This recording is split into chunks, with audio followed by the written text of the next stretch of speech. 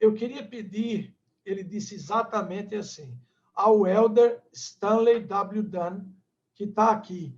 Rapaz, o Elder Dunn, cada olho dele era desse tamanho aqui. Olhando assim, e disse eu, e o presidente Hinckley disse, você pode ficar em pé?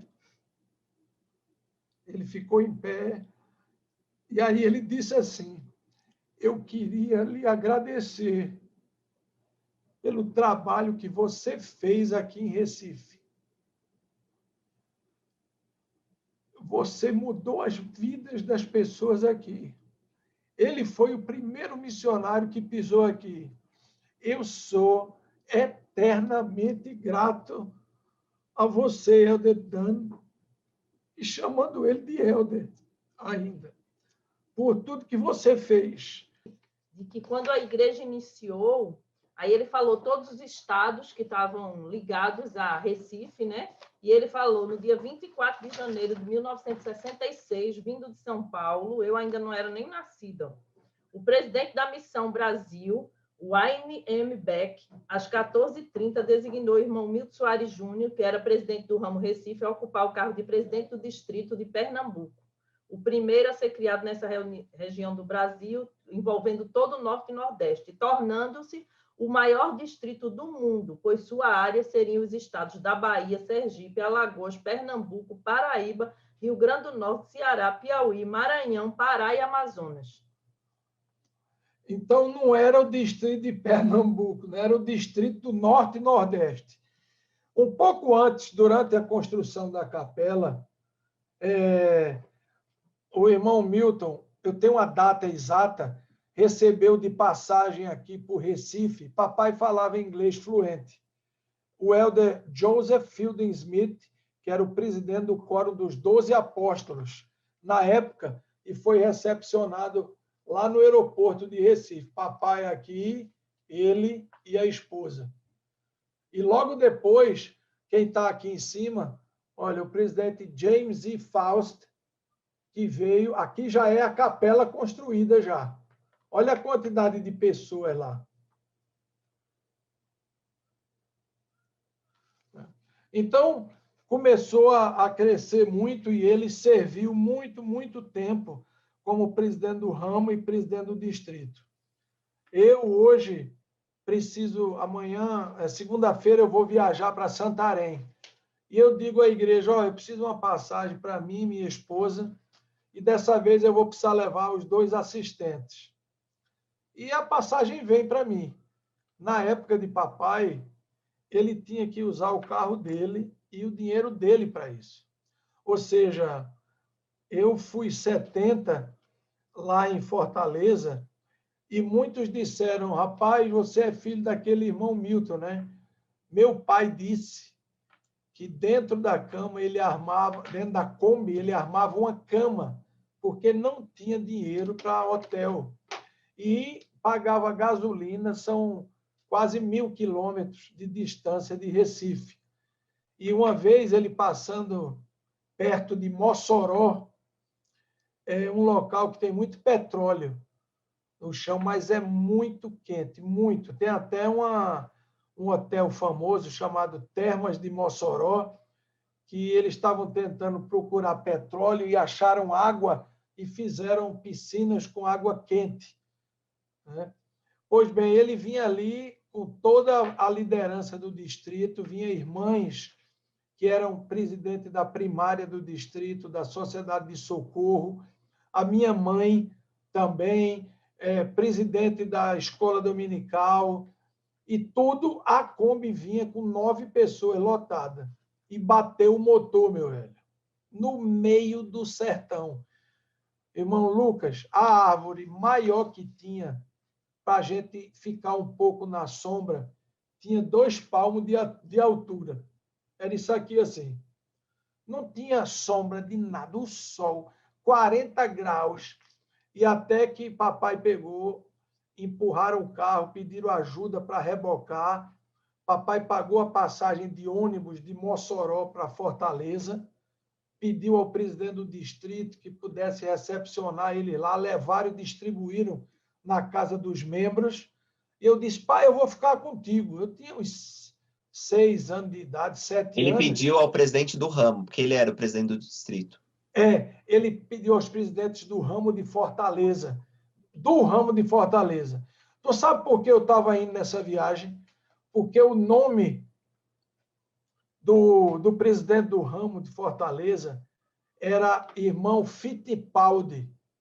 Para mim, eu estava crente que era o Emerson, o piloto de Fórmula 1, mas era até um irmão meio com tendências assim japonesas. Eu tenho o nome dele aqui, irmão, parece que era Alexandre Fittipaldi, eu não tenho certeza.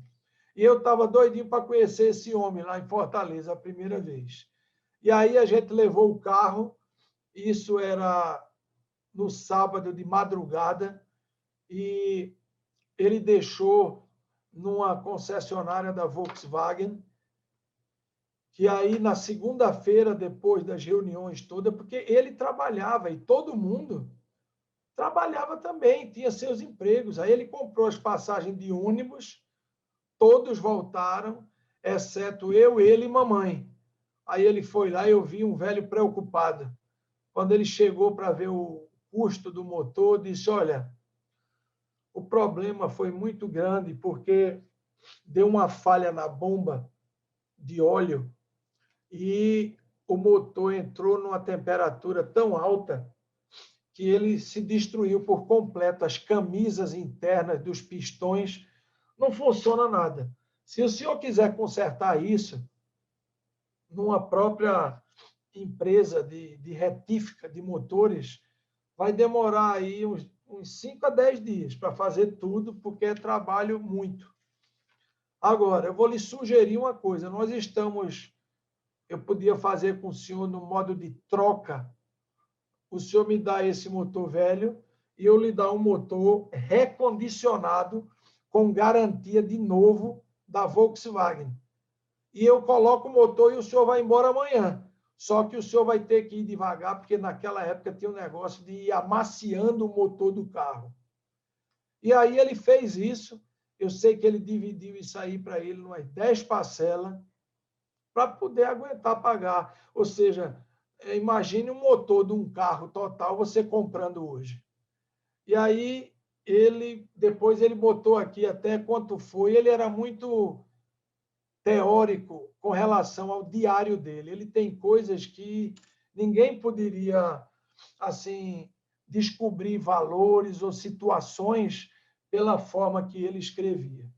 Então, eu sou muito, muito grato por ter nascido dessa família e ter tido o privilégio. Mamãe disse que eu fui o primeiro filho que ela criou com a base do que ela aprendeu na igreja, né? E mamãe faleceu 2, 3 meses antes de eu vir para a missão. Ela teve um AVC com 93 anos. E papai tinha morrido cerca de 9 anos antes com um problema relacionado a uma gripe muito forte, que eu não entendo 100% isso, mas ele tinha uma saúde de ferro. E depois que ele tomou uma vacina de gripe, foi muito poderosa, ele não conseguia respirar direito, tal, e ele foi piorando, e depois teve uma falência múltipla de órgãos com quase 94 anos. Ainda como selador do templo de Recife e sendo fiel totalmente à igreja. Então, é um privilégio muito grande lembrar dessas histórias, que eu fiz um resumo para se conhecer os detalhes acerca da vida dele e as coisas que aconteceram comigo. Durante toda a minha vida, eu vi ele como um grande líder da igreja e também depois meu irmão. Tanto que, em 1979, em março, eu peguei meus papéis da missão, preenchi todos na máquina elétrica, fiz todos os meus exames no colégio militar que eu estudava e peguei todos os exames e levei para meu pai, que na época era o presidente do ramo, ele me entrevistou e me recomendou para o meu presidente do distrito, que agora era o presidente Irajá Bandeira Soares, meu irmão. Então, era uma panelinha grande. Mas não ajudava, não, só atrapalhava. Porque, para qualquer coisa, eu sendo filho deles, eu não poderia ser, porque era difícil isso. Inclusive, num determinado tempo, meu irmão, ouvindo um conselheiro dele, me convidou para ser conselheiro da estaca. E aí veio o elder G. Thomas Fynes,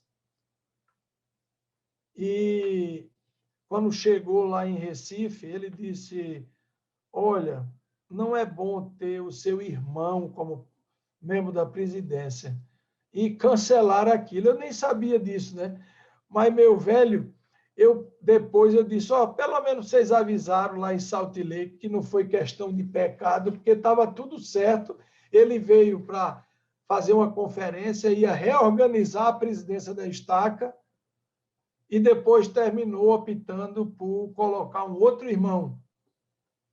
Tá? Mas não tem nenhum, assim, tristeza de nada da minha parte, porque eu tive vários chamados e tudo, e talvez foi melhor naquela época que isso não acontecesse, para não dar uma ideia de colocar familiares juntos e dar uma ideia errada disso. Tem esse livro aqui, muito interessante, chamado Pioneer on Every Land, que tem todos esses irmãos que escreveram. Esse irmão aqui, Mark Grover. Mark Grover foi que escreveu a parte do seu pai. Ele é um professor da BYU, não sei se ele ainda é, mas quando ele veio fazer isso... Esse aqui, Mark L. Grover. E ele contou aqui, no capítulo 21. É aqui? Aí ele conta em mais de 30 páginas a história aqui, Milton and... Peraí. Às vezes esse bicho não pega. Pronto. E tem histórias bem interessantes aqui. Ele conta tudo aí, o seu Milton. Inclusive, esse livro ele foi lançado quando completou 150 anos da chegada dos pioneiros aí no Vale do Lago Salgado. Eu acho que foi em 1997.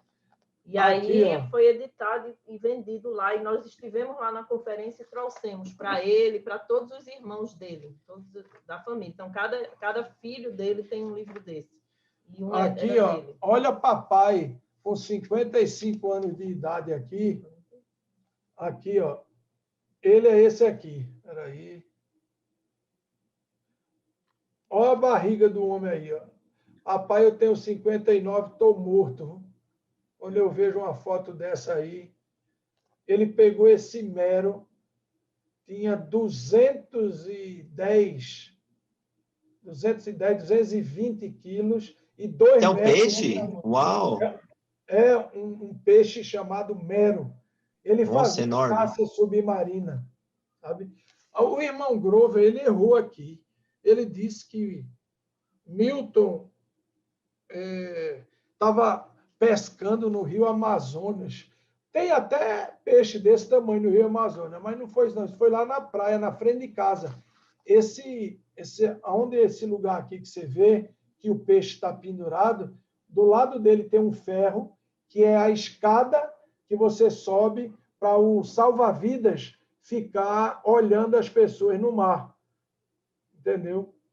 E a última foto aqui foi eu que tirei, ele já com alguma idade, tá?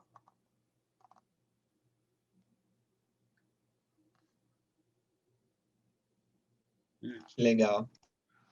Então, é mais ou menos isso. E agora, eu nunca imaginei que ia chegar a isso tão rápido, mas agora só eu estou contando a história, né?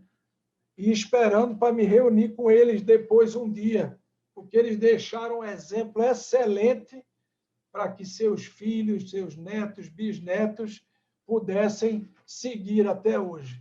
E a Eu gente fico imaginando quando você tentava... estava contando, presidente, aquele primeiro voo de avião depois que ele foi batizado, e todo mundo dando risada dele.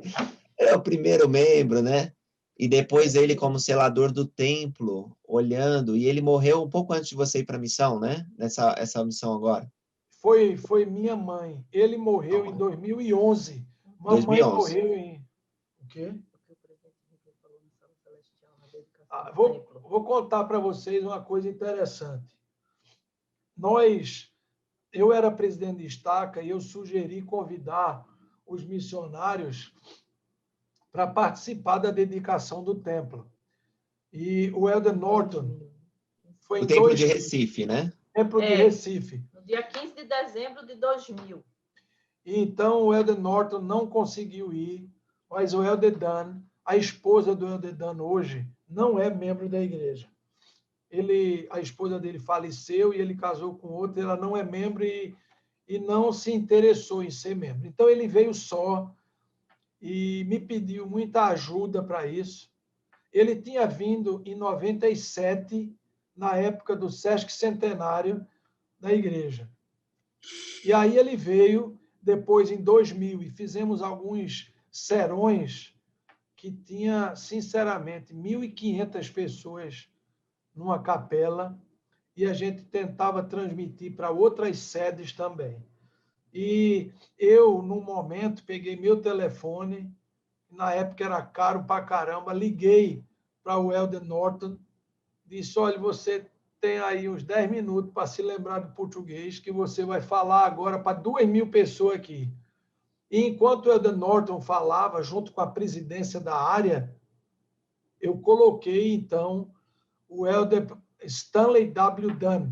Ele estava em Recife, e o Elder Michael M. Norton, eles estavam em San Marcos, na Califórnia, e começaram a conversar sobre como foi o tempo deles em Recife. E um falava e o outro dizia, e eles passaram aí uns 10, 15 minutos, foi até difícil a conta quando chegou para mim, porque era uma ligação normal, não tinha mídia, mas choramos todos juntos. E aí, isso foi logo depois da dedicação. E aí, na dedicação, o presidente Hinckley entrou na sala, na segunda sessão de dedicação do Templo de Recife, e aí estava o Elder Norton, o Elder Dan, o Elder Norton não veio, e estava a minha família, sentado lá na sala celestial.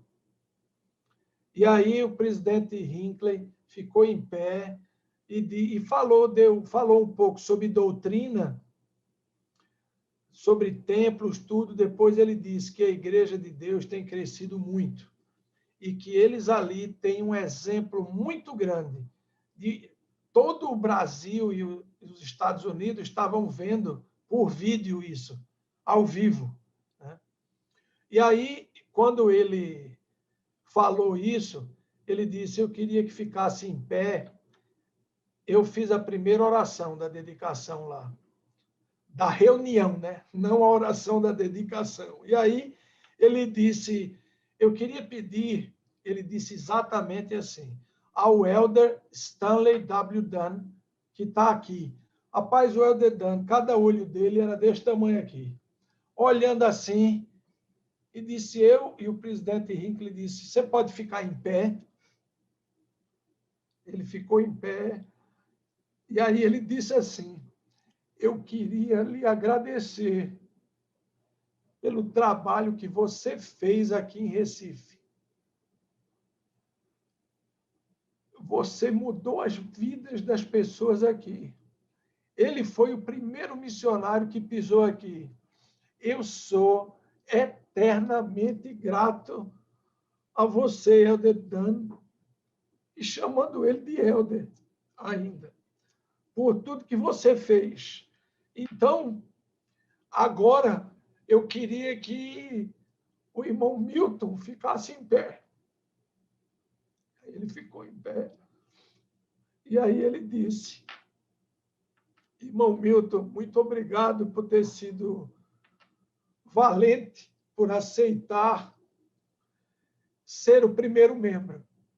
Ser o primeiro em qualquer coisa não é fácil. E você foi o primeiro. Muito obrigado por ter aceito isso. E as câmeras de televisão que estavam filmando na frente viraram tudo para o lado para poder filmar eles. E os dois estavam próximos, se abraçaram e chorando muito. E o presidente Hinckley depois terminou. E aí, agora, dito pelo Elder Cláudio Costa, que era um membro da presidência da área aqui, disse que o presidente Hinckley disse: eu quero falar com o Elder Stanley W. Dunn. E ele voltou, depois que ia saindo, ele voltou para o templo conosco, e nós fomos lá na presidência do templo, e ele ficou lá dentro da presidência, e o Elder Costa disse que o presidente Hinckley chorou com ele e agradeceu pelo trabalho dele, mas de forma assim muito, muito tocante. Tá? E por que eu digo isso? Eu vou só complementando, enquanto ele estava lá reunido com o presidente Hinckley, papai estava sendo designado como primeiro selador do Templo de Recife pelo Elder James E. Faust. E ele disse: lembro de você como se fosse hoje, quando eu visitei Recife e tal, e eles estavam juntos lá. E uma coisa interessante que o presidente Hinckley falou nessa hora, ele disse assim: vejam vocês, um missionário e uma família, como tudo começou aqui. E hoje nós temos mais de, acho que na época tinha 80 capelas e um templo dedicado no primeiro, no norte e nordeste do Brasil, que é agora o Templo do Recife. E aí ele disse: irmão Milton, muito obrigado por isso, muito obrigado pela sua fé. Elder Dan, muito obrigado pelo seu trabalho, junto com o seu companheiro, porque vocês iniciaram toda a história entre esse povo. Um homem, uma família e um missionário. O Elder Norton estava ouvindo, pediu para ter acesso a isso, para participar dessa cerimônia tão especial. Ele não pôde viajar, teve um problema sério e não pôde. O Elder Dan me ligou preso por 14 horas no aeroporto. Ele chegou aqui em cima da hora, por causa das nevascas, da onde ele teve que sair para vir para aqui, parece, eu não me lembro exato aonde foi, mas quase que ele não chegava. Então, eu preparei um pedaço da pedra do templo. Eu pedi a um irmão que era membro do Sumo Conselho, o irmão Frederico Cardoso, era um funcionário da igreja, ele tem uma certa idade, deve ter hoje uns 80 anos, e ele preparou uns pedaços do granito do templo. E eu não disse nada a ninguém. E aí eu mandei fazer 2 caixas muito bonitas de madeira, dentro tinha um veludo, e pegamos um pedaço da pedra do templo, que foi construído o templo, e colocamos dentro.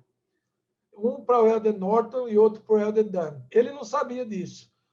E aí eu disse: Elder Dan, nós, como membros aqui, e eu, como parte da família que você ensinou, nós queríamos muito lhe dar o templo, mas o templo é do Senhor, não vai poder lhe dar. Mas a gente preparou um pedacinho dele para ficar com você. Aí eu peguei essa caixa e levei no púlpito. Quando ele abriu, no devocional isso, rapaz, ele chorou tanto. Ele tirou o pedaço da pedra, não parava de chorar. Ele disse: irmãos, eu não fiz nada de diferente. Eu fiz o que qualquer missionário teria feito. Eu não sou nada especial por isso. Aí o Helder Costa levantou-se e aí disse isso, que eu nem sabia, que ele, depois da cerimônia lá, recebeu o Helder Dani, junto tiveram uma reunião lá, e a parte que ele ouviu foi a parte do agradecimento muito forte pelo trabalho de tudo que ele fez lá.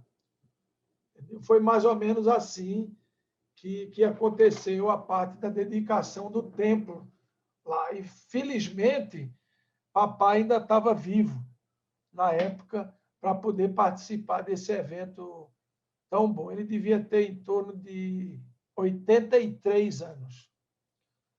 Né? E aí ele seguiu servindo como oficiante do templo e participou lá muito, muito tempo, até que quando ele ficou impossibilitado alguns meses de levantar da cama, porque ele não tinha equilíbrio.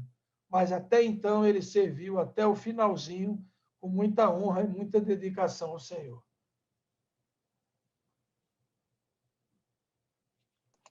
Nossa, que história incrível. Obrigado por terem compartilhado. Muito bom. Histórias lindas. Foi bem interessante mesmo. Tem mais umas 5 horas para compartilhar mais.